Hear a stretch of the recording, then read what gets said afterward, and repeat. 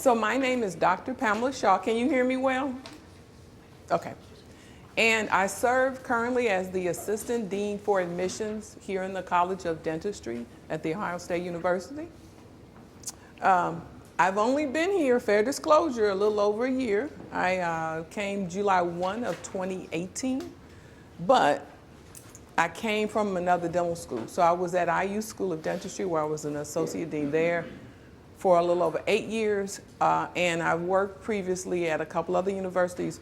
One was the University of Kentucky. I worked there in the medical center with their College of Dentistry, and I'm a graduate of the University of Kentucky's College of Dentistry. I graduated with my DDS degree in 1991, before many of you were born. Probably all of you were not born in 91.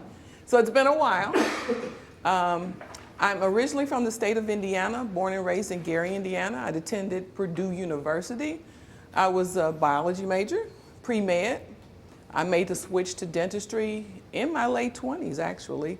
Decided I wanted to undertake a career in dentistry. I started dental school in my early 30s. By that time, I was married and had 3 children, which is a whole nother conversation.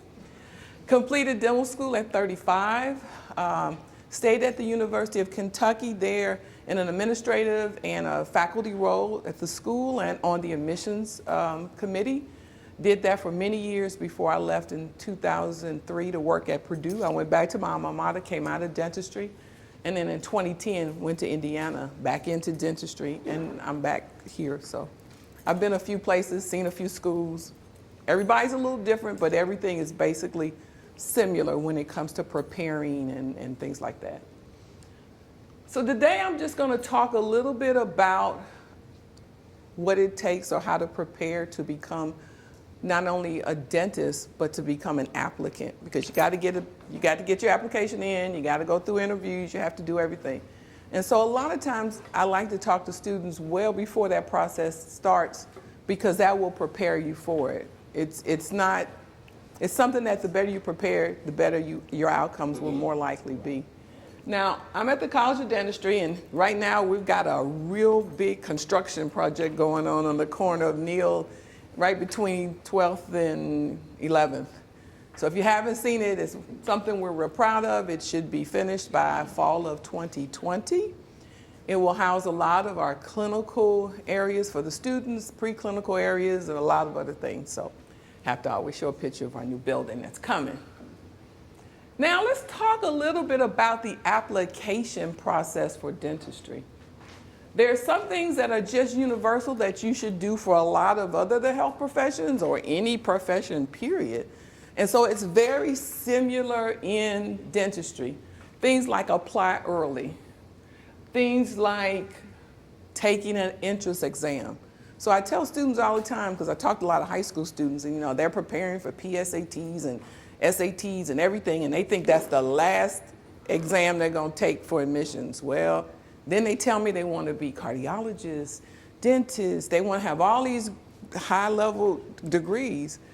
Just like every other profession, law with LSAT, MCAT with we have a dental admissions test, and it is a part of the process.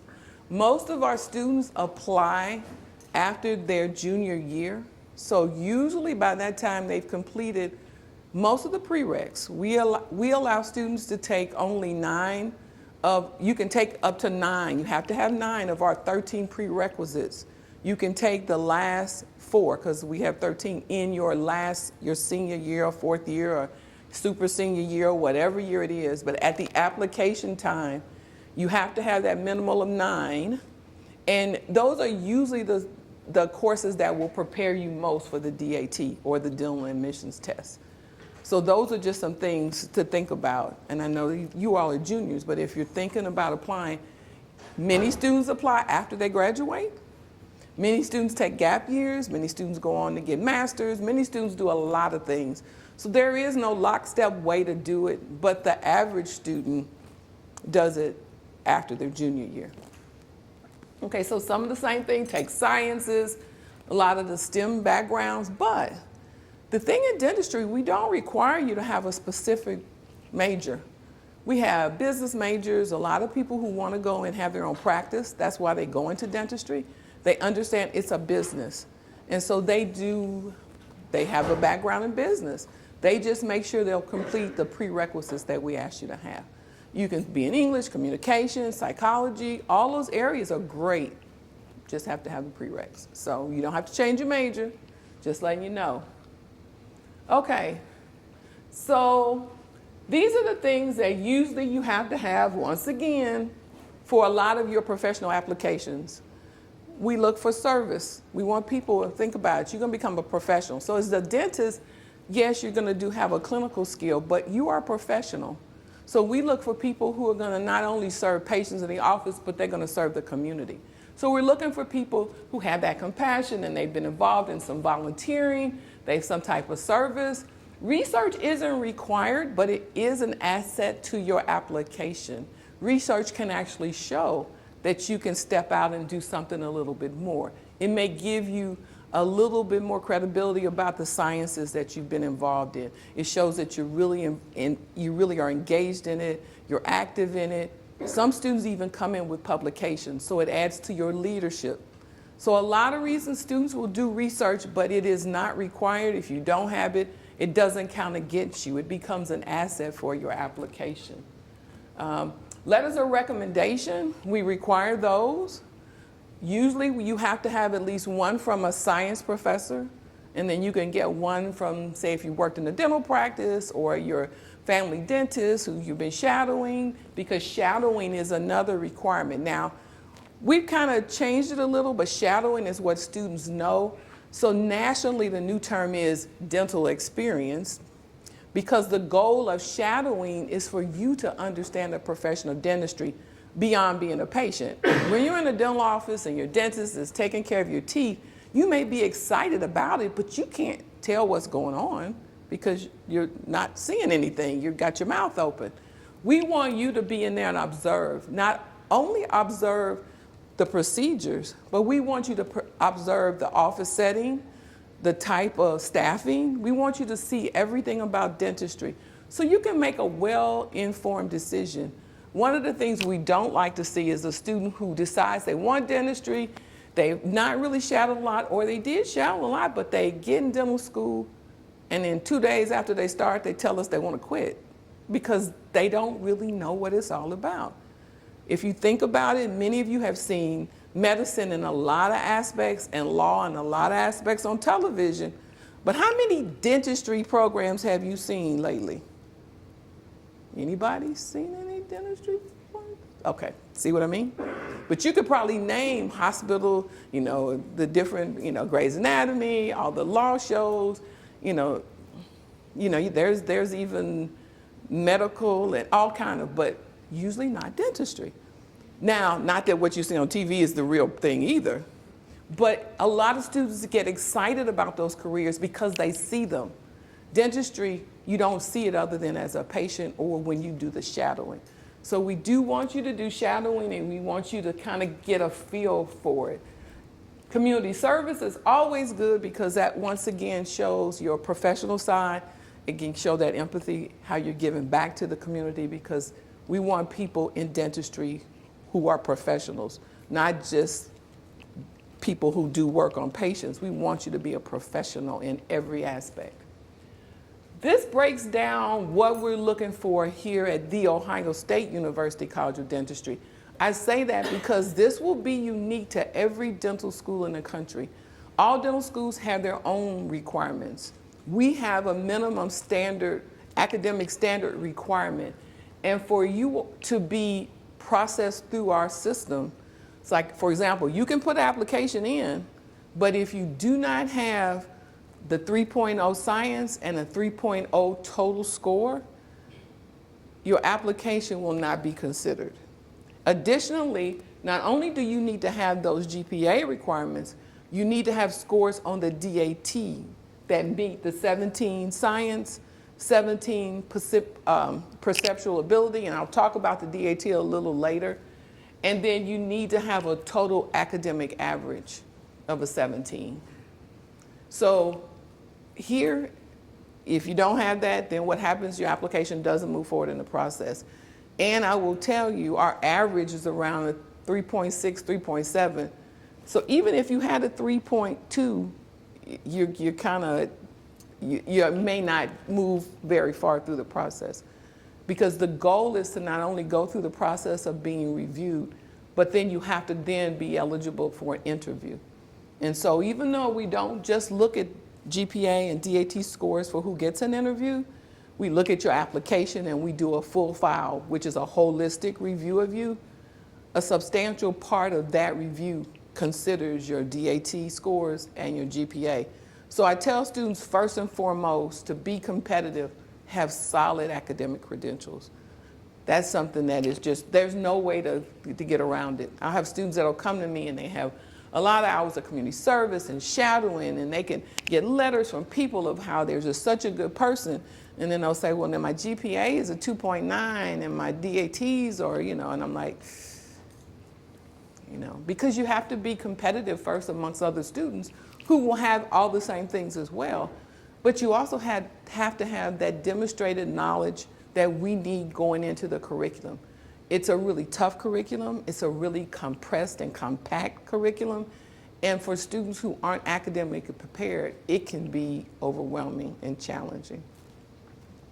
All right, so let's talk about the DAT. And I'm not gonna go really deep in detail on the DAT, because there are things you can look up if you're really serious about it. And any one of you on our broad cards, you can always come make an appointment and come to see me, or most likely they'll set you up with one of my admissions counselors. But you can see me too if you want to. Just tell them you in the class. Nah, it's okay. So I talked about this earlier, the dental admissions test. Now the dental admissions test is administered through, trying to think of the name of the system. Anyway, it's a national test. I can't think of the testing center right now. It's just eluding me. But it's where you go and you sit, and everybody nationally will take the same exam. Okay? There are times you can schedule it. You go online and you get it. I think it's actually one of the slides.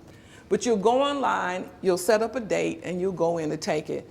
What happens when you take the exam, then when you decide to make your application, your exam score will be attached to your application and sent in. Now, the application is a national application system. It's through our American Dental Education Association, American Association of Dental Schools application system. It's a DIASS. It's a long acronym. Once again, this is one of the things, if you seriously need to know what it is, I can give you the information on how to get to that. But everybody nationally uses the same application system for getting into a U.S. dental school, and there's some Canadian dental schools as well that are involved.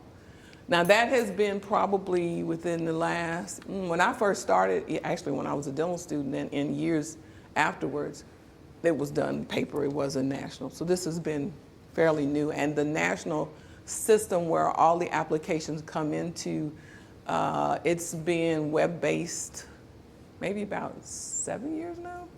So it makes it really easy for us, and it makes it really easy for you. You can watch your application go through the process. You can see the status of it and everything. You can see when the DAT comes in to the application. Everything is just really good. So everything's online. Probably for you all, that's really great, because that's what you probably feel very, very comfortable with it. Okay, so a lot of things on the DAT that you'll see are things that you will have, I just talked about this, that you will have in your academic preparation, your prerequisites and everything. So the DAT is something that will test a lot of the things that you're going to do. But remember, it's only one element of your application.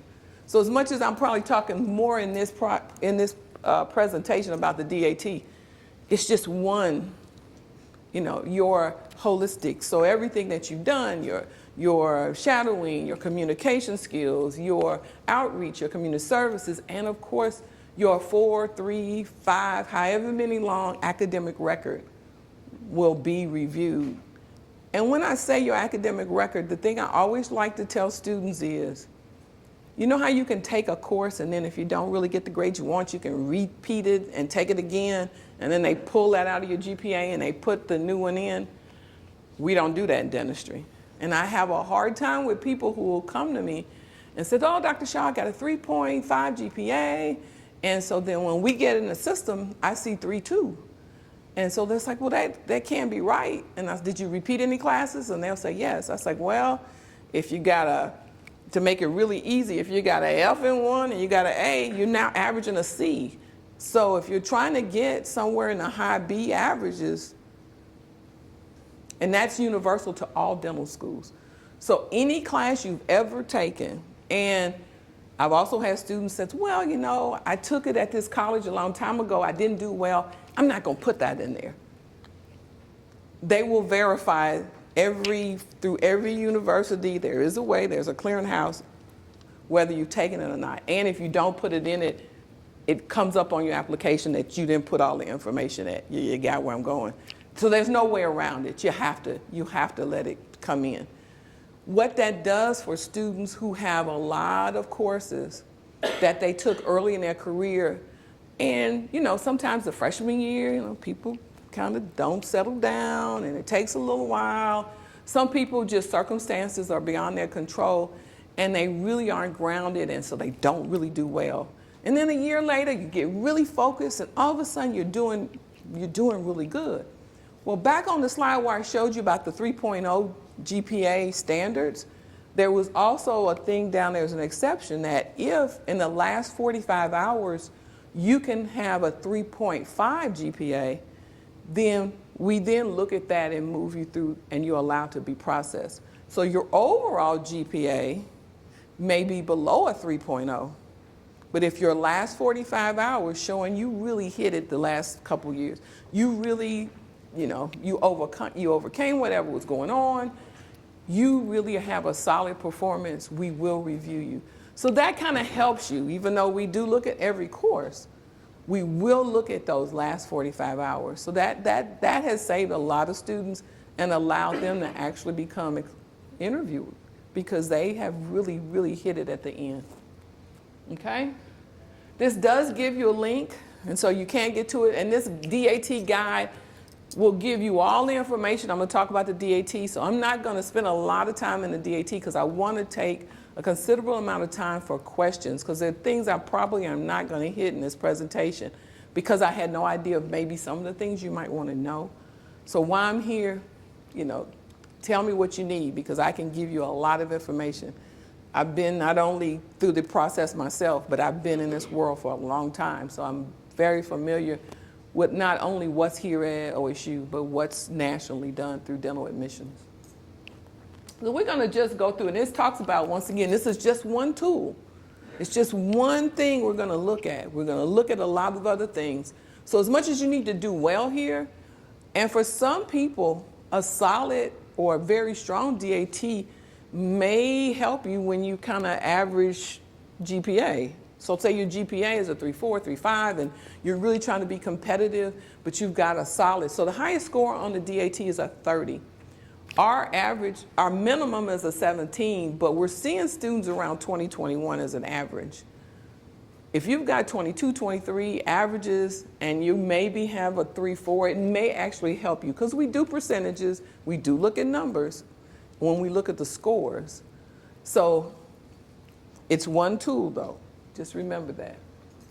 Okay, so just to talk about some of the subjects, and these are the subjects that are right out of the prerequisites, except for perceptual ability and quantitative reasoning. The biological sciences, which includes your chemistries, your natural sciences, your biology, chemistry, general chemistry, and organic chemistry, and usually like a little physics, but it's really not. Physics is not really embedded in this. The concepts sometimes help students with other things, but you really don't have to have physics. You just really need to have at least that first organic chemistry. So if you have that first organic chemistry and your two general biologies, you're usually okay. The perceptual ability is something that you won't have as a course anywhere. What we're trying to see is how you look at things in multiple dimensions. What I tell students, try to do some type of hand-skilled activity. Some students take a jewelry class. Some guys and girls will do plain or model cars or things that you use your hands. Sometimes when you're in research, you're using pipetting and your Petri dishes, little small detail. Things like that can sometimes help give you that hand skill piece and help with your perceptual ability of things. The reality of it is most students who take this part of the test score well because they get a practice test and they practice, which sets you up for the process of being a dentist because that's how we train clinically. We practice. That's how you become a dentist. The practice of dentistry is no joke. We continuously, constantly are practicing. And so you learn to do things with your hands as a student. But this test will tell if you have an ability to perceive things in multiple dimensions. So as a dentist, when I look at something in particular, a tooth, let's just say a tooth, you all just look at the tooth and you see the white enamel on the outside. But I'm able to look at the tooth and understand inside there's the enamel, there's the dentin, there's a pulp chamber in there, and I can look at it and actually see the different dimensions of it because that's how I'm trained. You will start to do that after you keep practicing for this exam and then ultimately when you become a dental student. So the quantitative reason or the quantitative ability is a math kind, and it's just algebra. Most people have had it. If you've been in any kind of science, it's usually something, and even if you're not in a science, a lot of students will have a lot of what's needed in this in high school. It's really not something that a lot of dental schools really strongly use as whether or not to admit you. It's a score on there. You know, you don't want to do bad in it because it becomes your part of your total average. So you want to do well in it. But if I could tell you one area that you could less stress over, it's that one. It's just really not. I wouldn't stress. I'd look at it. I would practice on for every section. And there are books you can buy. There are books they can give you online. There are even programs where you can go in and do practice exams and get a score to kind of see where you are. So, you know, those are the things you can do. I'm going to shoot through this really quick because these slides will be available to you, and all this does is just tell you the different type of subjects that are in each area. So you see what you've got here in your science and your natural sciences? It's a lot of information, right? Just one word of wisdom that I'll tell you, and I think it actually might have told you in there, I might have gone too fast. The way the scoring is set up, the three science areas include biology, chemistry, general chemistry, and organic chemistry. Those are the three science scores that are used to give your science area. There are more questions in the biology section, so the scoring is skewed more to how you do in biology. So there are less, so you may have a high score. Say you may have a 22 in general chemistry, but you've got a 16 in biology. Your score is going to be closer to the probably 18, 19. I'm just giving you, I'm not giving you accuracy, but I want you to see that even that 22 wasn't enough to make up for you not doing well in biology, because it's scored higher because it has more questions, and the exam is scored by question. So it's just a higher area. So biology is most important, so that's just something to always remember. I have students that will contact me and they've got a high score in chemistry and they can't figure out why their science is low, and it's because of the biology. Because it is important. The biological science is really important. Chemistry is too, but just saying. Okay. This is the one I told you that was looking at the perception, how you look at things, the multiple dimensions, you do everything.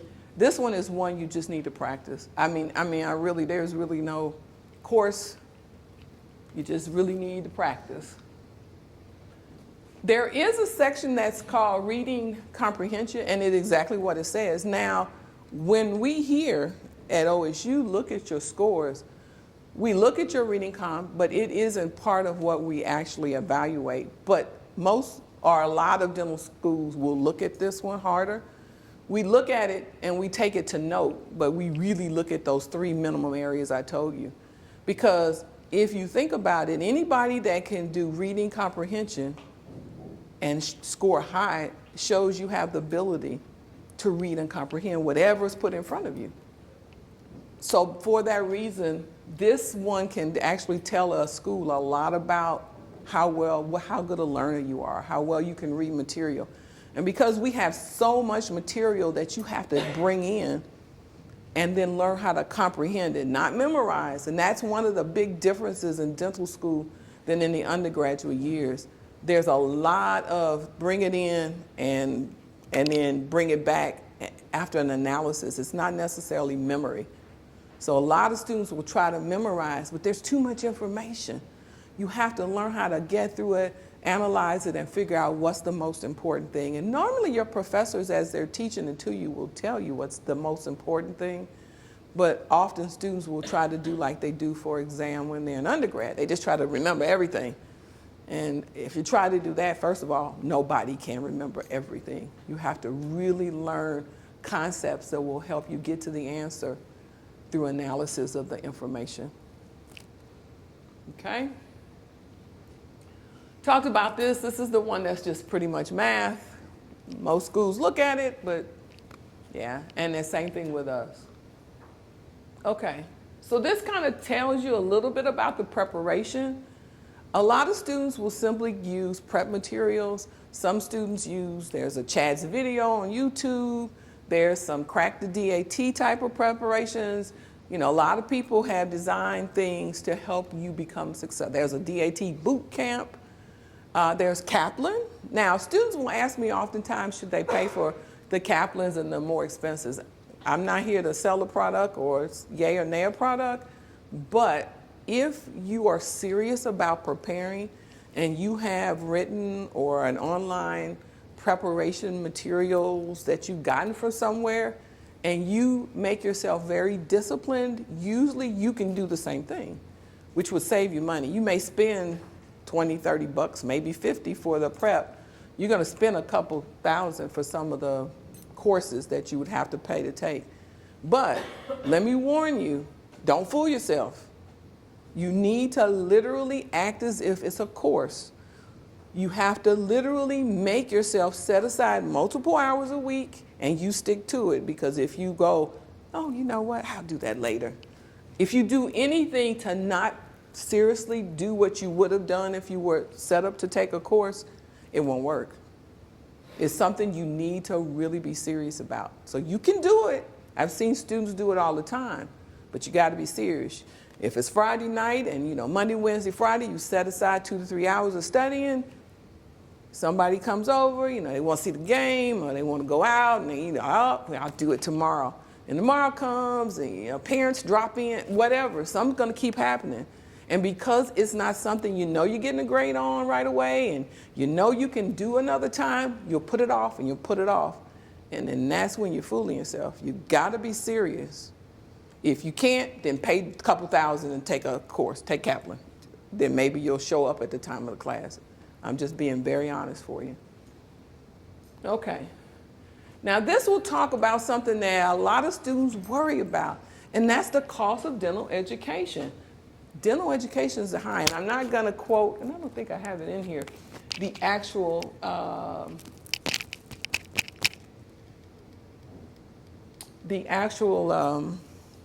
cost of tuition, because we just had a presentation for our students who are interviewing for 2020, and the financial aid lady, she told them, you can go online and look at last year's and say 3%, but evidently they don't finalize tuitions for next year until sometimes around now, so we really don't know.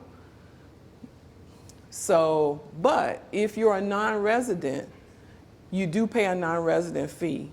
But the good thing about non-residents who come here, and you probably already know this, you can become a state resident from a tuition standpoint after you've done the state residency qualification status in a year. So many of our non-resident students will come in, they'll spend that first year paying the 30, 40 extra thousand they have to pay for being out of state, and then that next year they're going to a tuition that's like a state resident. Same as your undergrad, you got to fill out the federal FAFSA, you got to do those forms. Well, let me take it back. You don't have to do those forms, but to be eligible for a lot of the scholarship and the even loans, you need to. I think all the scholarships, but for any of the loans, you really, really, really do. Okay, so you can see the dates, stuff's coming up, probably for you all, and you probably just fast forward this 2-3 years whenever you are, the dates pretty much stay the same. So I think it's October every fall and it's February. Remember, the February deadline is just a deadline for priority. You can still fill it out after that. It's just a little different. It's a little easier now. Well, probably you've already known this for some years, but it used to be we had to go and get the federal taxes and you had to turn all that in. Now they got a place where it just uploads it for you, so it makes life wonderful. You don't have to have parent information, but to be eligible for a lot of the funding, especially the subsidized loans, you do need it. It's not used, but it allows us to look at everybody because so many people want the dollars and we can kind of prioritize by where the need may be. But realistically, you don't have to. You just won't qualify for the subsidized type of loans. Well, and speaking of loans, so we do have a lot of students who their whole dental education is pretty much borrowed out. And typically for students, we try to suggest, sometimes this is difficult, that you be very spendthriftish doing your dental education. I always tell students, the goal is to not live like a dentist as a dental student, but to live like a student. So things like maybe still have a roommate, maybe still have an older car. Some students will like to, step it up a little bit because they're finished undergrad and they want to, unfortunately that lifestyle is usually sometimes paid for by debt that you will be paying for the next 10, sometimes 25 years. So the less debt you can take, the better off. Now, you will have to have some type of finances. There are some people who have parents and family and they have different things that will pay for their education, but most students have to pay or take some type of loan out. The kind that allow you to, the unsubsidized ones are the ones where the moment you take the money, the interest starts accruing, and they're usually higher. The ones that are subsidized through the federal government, you will usually graduate, and then after that grace period, the interest will start accruing. This probably is way more information than you want to know about scholarship and paying for your education, because first you need to decide whether dentistry is where you want to go. But I think just understanding that there are things there that will help you pay for it. A lot of our students see, oh goodness, that's almost $100,000 a year when I look at everything, and how am I going to pay all this back? There are ways to do that. There are not only ways to help you pay for it while you're in dental school, there are ways once you get out of school to help you mitigate the debt, okay? So I always tell students, don't fret over that. Don't let that keep you from going through a program. You can find ways to reduce that debt, starting by being very frugal during dental school and then ultimately finding ways where people will pay the debt for you, okay? And this is probably one way you can do it. There are programs and this is just one. And the health professional loan repayment program will help you pay back your loan. You just have parameters that you have to do, and So this is just here to show you there are opportunities for loan repayment. And this just kind of goes into some other opportunities. I just wanted you all to see this, not necessarily understand it now, because by the time you would go to this, it might be a little different. But I want you to know that it exists. So anybody in here already interested in dentistry? Okay. Oh, I see a hand. Okay. Anybody in here ever thought about it? Okay, good. Now, I didn't talk about dental hygiene, and if anybody wants information about dental hygiene or have a question, let me know. Just for understanding, because you may not know what that is. You probably have spent time in a dental practice with a hygienist. Dental hygienists work in the dental practice. They're usually the people who, when you first come in, they do the cleaning, they clean your teeth, they talk about maybe your nutrition. They are the people that will check initially before the dentist will come in. You usually see them there, when they're in your mouth, they're usually saying like 2, 3, 1, 3, 1. They're going around and doing little numbers. They're the ones you're going, ouch, ouch, ouch, because you don't have anesthesia or anything. That's the hygienist. But they work in your practice. Here at The Ohio State University, the hygiene program is a baccalaureate program, although there are only 2 in the state. There are many hygiene programs, and the other beyond the 2 are associate degrees. So there are options. I'll be honest, you can do both degrees and really do the same thing in a dental practice. Generally, the people that get the baccalaureate degree have a little more aspiration to do something even in the academic arena. So a lot of them will come back and do a master's. We even have a degree completion program where if you've got an associate degree, you can come back, and I think it's an online program to get the baccalaureate degree. But a lot of the students who want the baccalaureate degree go on maybe get a master's, and then they can become faculty at the school, or they can actually be involved in a lot of things in healthcare, community-based activities and other things like that. But the hygiene program, we have it here at the school. And if you're interested in hygiene, let me know. Most students come in their freshman, sophomore year and do the prerequisites, and then they apply entering into their junior year. But you don't have to do it that way. We've got some people that have finished a degree, been out in the work world, done something else and come back. It's a lot of ways you can do it, just like with DDS. And I told you I came back and I was 31 when I went to dental school. So right now, questions.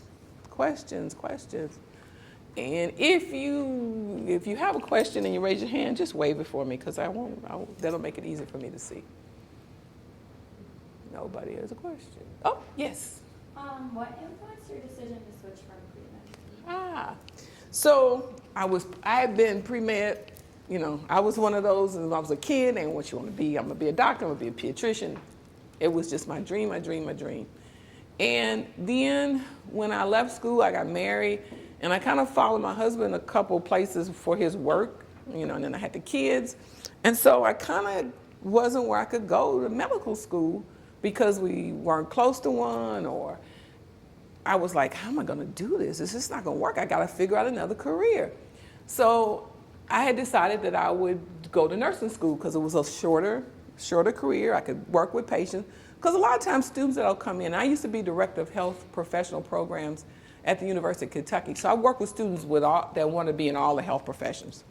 And the common thing I would hear from students was always, I want to help people, Yeah, I want to help people, So you can help people in a lot of the health professions. You didn't have to be a physician, which takes a lot more education. So I decided, okay, I can do that in nursing. I think it's a great profession. The nursing profession actually, to me, has grown and grown and grown over time. And now you can get a doctorate, so it's really great. It wasn't then, but it has grown. So I was content that would be my goal. I would just go into nursing. So I actually gone to a junior college, asked for the information. I had the information at home.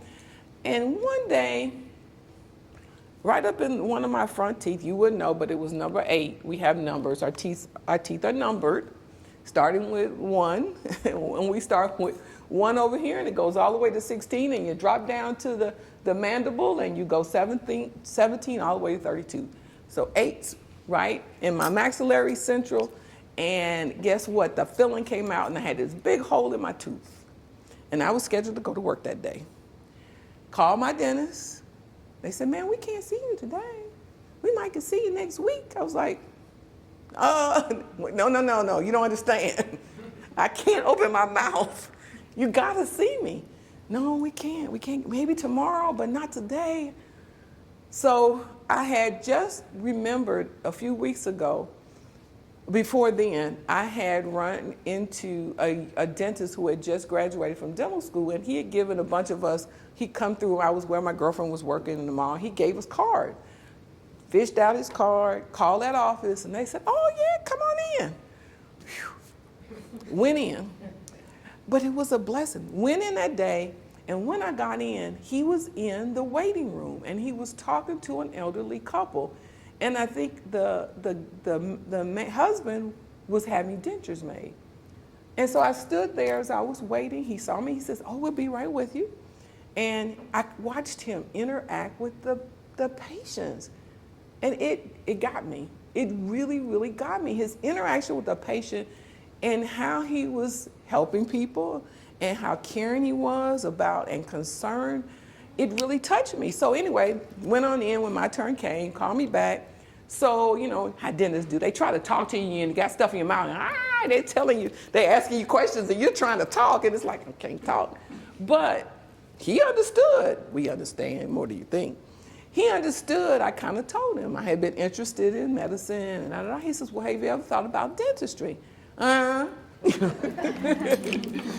says, "Well, why not?" And I was like, "I don't know, just never thought about it." So after my appointment was finished, my mouth looked great. I could go back to work. He said, "Well, why don't you give it a thought?" He said, "Why don't you stop by sometimes and just watch? Come by and just shadow."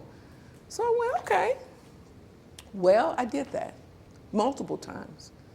And I fell in love with it. I fell in love with dentistry, and I have never fell out.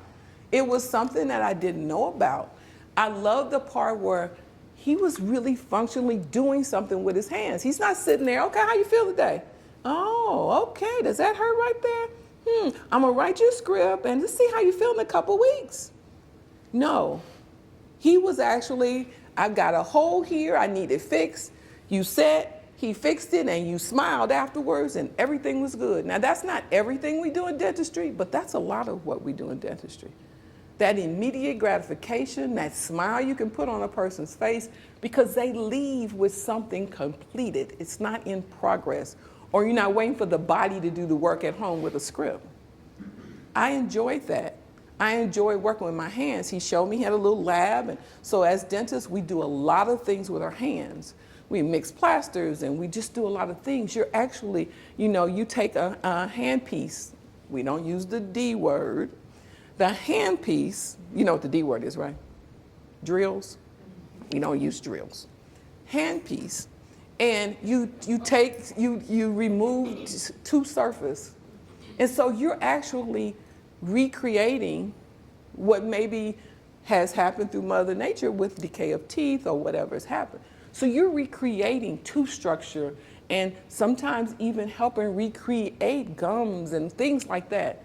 It is a fascinating career. And for me, just that time when I actually saw him in that auto office and through going through his office, I was sold.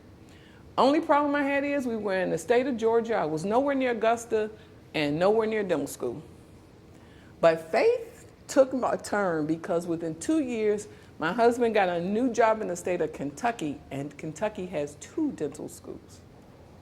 And they were both within, one was about an hour and the other was about 45 minutes away. And that's when I decided that's what I was going to do. So, yeah. So you just never know. You might have your heart set on one thing and something happens and you find, hey, you're meant to be somewhere else. Any other questions? Yes. Because you started your dental career a little bit later, are you still paying off loans?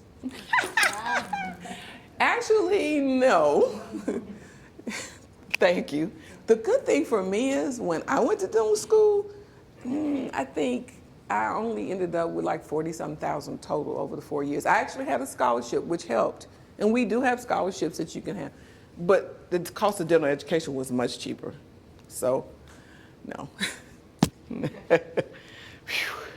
Yeah. But I am still paying off my children's loans, if that's any compensation. But yeah, I do have one daughter, well, 2. But they're working, and so they kind of throw me something every now and then to help me with it. So that helps. But it was Sally Mae, but she used to, I always say, Sally Mae was a guest at my table every month because I had to send money to Sally Mae. Yeah. It's now, they changed the name, but it's still Sally. It's still Sally. Mm-hmm. Any other questions? Okay, well, I hope you learned something about the application process for to become a dentist. I hope you understand a lot more about the College of Dentistry here at OSU, although I will say either if you're from another state or even if you're not from another state, you would look at other options, because I always tell students you don't put all your eggs in one basket. You make sure you look at multiple places. Look at the differences, the requirements. They will be slightly different, usually similar. For example, we only require one physics course, General Physics 1. When I was at Indiana, we required General Physics 1, General Physics 2. Here we require 2 letters of rec, 1 from a science professor, 1 from someone else. Indiana, 2 from a science professor and 1 from somebody else. They're just subtle differences across the different dental schools. You can find that information online, usually on that school's dental admissions website. So it's really easy to find. But just do your homework, please, so you'll be well prepared. Trust me, it will save you a lot of time, grief, and usually money in the end. Okay? Thank you so much. You've been very good to talk to, and I hope you will contact me if you have questions. Yes, thank you very much, Dr. Shaw.